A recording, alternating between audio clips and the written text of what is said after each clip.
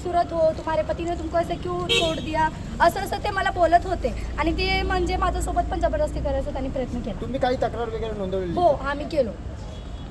काही अजून ताई आहे ते मी साक्षीदार आहे. अच्छा. तेव्हा मी तिथंच होती, तेव्हा त्यांनी हिला बुक केलं आणि जेव्हा दुसऱ्या दिवशी हे प्रकरण हिच्यासोबत घडलं ना, मी खालीच होती. मग ती रडत रडत आली व तेव्हा आम्ही सर्वांनी एकजुटे होऊन काय काम करायचे ताई तुम्ही तिकडे?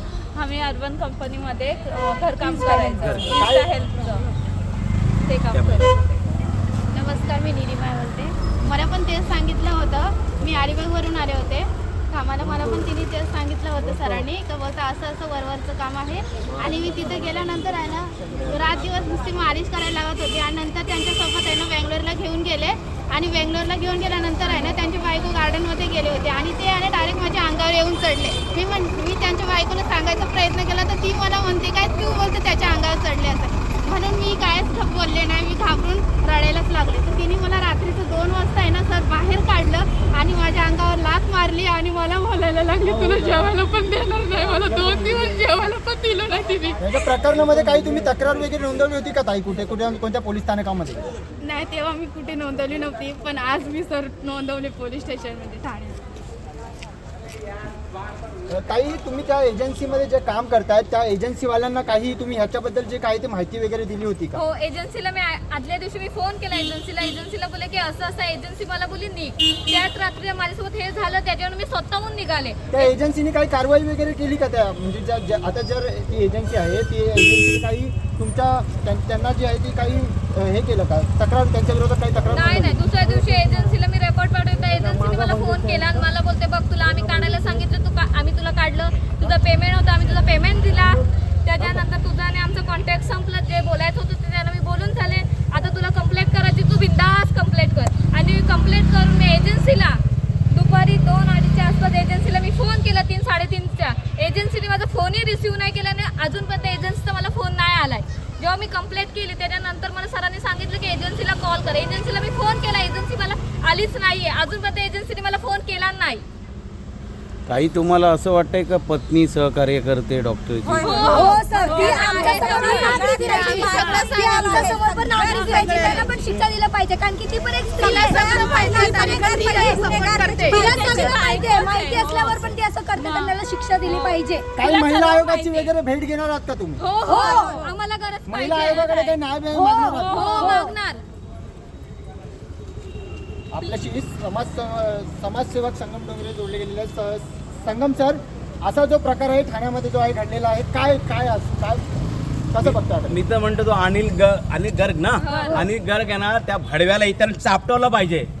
अरे लहान ही मुलगी त्याच्या मुलीच्या वयाची आहे, आष्टीन चाळे करायला लावतो. या प्रत्येक हे गरीब आहे बिचारी, या बिचाऱ्या गरिबांना ते कामाला बोलवतात, काम करून घेतात. अहो वेळ जेवायला पण देत नाही. या मुलीला शिळं अन्न खाऊ घालतात, या पोरीला शिळं अन्न खाऊन गेला त्रासही झालाय. आणि अशा प्रकारे महिला जेव्हा मला त्रास झाला तेव्हा मी स्वतः दवाखान्यात गेले. मी त्यांना बोलले की मी दवाखान्यात जाते. लक्ष्मीपूजनच्या अगोदर 3-4 दिवस मी दवाखान्यात गेले. मला एमसीचा प्रॉब्लेम होता. माझ्या एमसीच्या गोळ्या त्याने काढून ठेवलं का की तुला एमसी आली तर आमची पूजा राहील. ह्या हिशोबाने त्याने मला गोळ्या दिलं नाही. मी दुसऱ्या मॅडमना फोन केला की मॅम असं असं झालंय, मला गोळ्या तुम्ही पाठवून द्या. क्योंकि मला त्रास होत होता ह्याने मी हे केलं तरी त्यांनी काहीच केलं नाही. नंतर मग मला एमसी आली, मी सोनोग्राफी केलं तर सोनोग्राफीमध्ये मला थोडा प्रॉब्लेम आहे. ह्याचा खर्च त्यांनी द्यावा मला कारण की त्यांनी माझ्याशी असं वागलेत. सर काय सांगा, कसं बघताय प्रकरणाकडे? अत्यंत निर्दयनीय आणि क्रूर. बघा ही मुलगी आहे त्याच्या मुलीसारखी आहे आणि मुलीसारख्या मुलीवरती तो बलजबरी करतो. आणि विषय म्हणजे आम्ही ती रेकॉर्डिंग ऐकलेली आहे. त्या मुलीला घरामध्ये बंद करून म्हणजे अपहरणचा पण पोलिसांनी 140चा गुन्हा दाखल केला पाहिजे. याच्यामध्ये त्या संदर्भात गुन्हा नोंद नाही आहे. बघा आता आम्ही जे माहिती घेतलेली आहे त्याच्यामध्ये अपहरणचा गुन्हा पण दाखल केला पाहिजे. आणि सदरची महिला जी आहे ती महिला जी आहे त्या डॉक्टर गीरची पत्नी जी आहे ती त्या डॉक्टरला सपोर्ट करते. म्हणजे गुन्हेगार आहेत, गुन्हेगारला सपोर्ट करणं तेही गुन्हेगार आहे. तर माझा माननीय पोलीस आयुक्त जे आहेत यांना नम्र विनंती आहे की या माता भगिनींची अशी छेडखानी करेल, अशी कृत्य करेल आणि 70 वय असलं म्हणतो काही करेल का? कायदा सर्वांसारखा. मी तर म्हणतो मला आज छत्रपती शासन पाहिजे होतं. चौरंग केला, चौरंग. कारण 2-4 लोकांचं चौरण केल्याशिवाय ना हे जे फडवे आहेत ना सुधारणार नाही. आणि अशा प्रकारे ह्या गरीब ज्या महिला ज्या आहेत बिचारी मोलमजुरी हातावरती काम करतायत यांच्याशी असे घाणेरडे कृत्य करेल ना तर यांना साल्याला चोपत दिलं पाहिजे. मी माननीय जे इथं सिनियर जे आहेत त्यांच्याशी बोललो की साहेब तुम्ही अटक करा, तर साहेब म्हणता की आमचा तपासाचा भाग आहे. अरे मग काय तपासा भाग? म्हणजे हे जे पीडित बिचारे वंचित आहे ते न्यायासाठी प्रतिष्ठित आहे आणि तो मात्र निवांत घरा आराम करतोय. काय कायदा आहे? त्या म्हाताऱ्याला शिक्षा दिली पाहिजे. आम्हाला न्याय हवाय, आम्हाला न्याय हवाय, फक्त न्याय. आम्हाला काहीच नको, आम्ही आमच्या पोटासाठी काम करतो. तो स्वतःच एक मनोरुग्ण आहे. मॅडम तुम्ही FIR दाखल केलेली आहात या ठिकाणी, आरोपीला काही अटक वगैरे करण्यात आली? काहीच करू दिलं नाही. या पोलिसांनी काहीच करू दिलं नाही. 11 वाजल्यापासून आम्ही इथंच आहे. तो कधीच गेला, एक तास सुद्धा थांबला नाही. तो कधीच गेला. आम्ही 11 वाजेपर्यंत सकाळी 11ला आलो. डोंगरे साहेब तुमचा पोलिसांवर संशय आहे का? नाही, मला पोलीस संशय नाही आहे, पण पोलिसांनी जे 11 वाजता जी घटना घडलेली आहे आजपर्यंत 6 वाजले, पण 6 वाजेपर्यंत ती जी FIR दाखल करण्यासाठी उशीर केला आणि काही जी कलमं जी आहेत ती लावायला पाहिजे होते. म्हणजे या महिलांना जबरदस्ती कोंडून घरात ठेवणं म्हणजे अपराधाचा गुन्हा पण दाखवला पाहिजे. ती महिला इतर गुन्हा दाखवला पाहिजे. आम्हाला माहिती आहे पोलीस सहकार्य करतील. सगळ्यात मोठी गोष्ट म्हणजे पोलीस आयुक्तांना काय आहे? आम्ही संगमजी आणि प्रमिलाताई भांगे मॅडम आमचे भूषण सर्व या ठिकाणी सिनियर साहेबांना जेव्हा भेटलो तेव्हा आम्ही त्यांना एक मुद्दा आवर्जून मांडला की आरोपी पोलीस स्टेशनच्या आवारामध्ये येतो, तुम्ही त्याला घेऊन येता. आरोपी या ठिकाणी आले आणि होते का? आरोपी फिर्यादीशी सेटलमेंटची वार्ता करतो. याचा अर्थ काय? खरं बघायला गेलं तर त्या मुद्द्यावर सुद्धा गुन्हा दाखल झाला पाहिजे आणि तो गुन्हा दाखल होत नाही. इथे फिर्यादी सकाळपासून बसलेत आणि आरोपी कोरस टॉवर मध्ये झोपलाय, AC मध्ये बसलेला आहे. म्हणजे काय दुर्दैवी परिस्थिती आहे बघा. म्हणजे नेमका कायदा आहे कुठे? प्रशासन आम्ही मागणी करतोय तो सदरचा जो आरोपी आहे त्याला तात्काळ अटक करा आणि ह्या माता भगिनीला न्याय द्या. आणि हे सदर न्यायासाठी 11 वाजून उभा आहेत आणि आता वाजले 6. आरोपी येऊन जातो यांना सोडतायत. हा कुठला न्याय आहे? तर पोलिसांनी त्या आरोपीला तात्काळ अटक केलं पाहिजे. न्याय द्या, अजून काहीच नको. आम्ही आमच्या पोटासाठी काम करतो. प्लीज आम्हाला न्याय द्या. आपल्याशी बोलण्याकरता महिला शहरप्रमुख ताई आहेत, प्रमिलाताई. काय सांगाल प्रमिलाताई, असा जो आहे प्रकार ठाण्यामध्ये घडलेला आहे, कसं बघता या प्रकरणाकडे काय सांगाल? बघा, फार गलिच्छ प्रकार आहे. त्या महिला आपल्या पोट भरण्यासाठी गावावरून शिवावरून येऊन आपल्या पोट भरण्यासाठी त्यांचे एक हे ॲप काय म्हणतात ते त्यांच्या थ्रू ते गेल्या. त्याच्या अगोदर सर्वप्रथम त्या लोकांनी यांची जबाबदारी घ्यायला पाहिजे. त्या लोकांनी दखल घेतली पाहिजे. त्या लोकांनी दखल नाही घेतली, पण हे वयोवृद्ध गरज त्याला ही चाळे करायला जमतं. मग त्यांच्या विरोधात जर तक्रार दिली तर मग आपल्या पोलीस स्टेशननी दखल घ्यायला पाहिजे आणि त्या महिलांना न्याय दिला पाहिजे.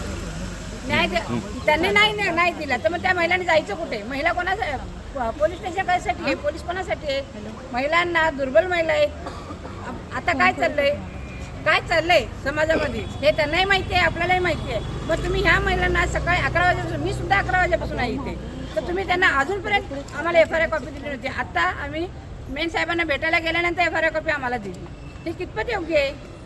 नाही, पण ताई पोलिसांनी FIR कॉपी दाखल केली आहेत ना, तुम्ही आल्याच्या नंतर पोलिसांनी FIR कॉपी दाखल केली आहे का? आणि ते रिश्वत द्यायचा पण त्यांनी प्रयत्न केला.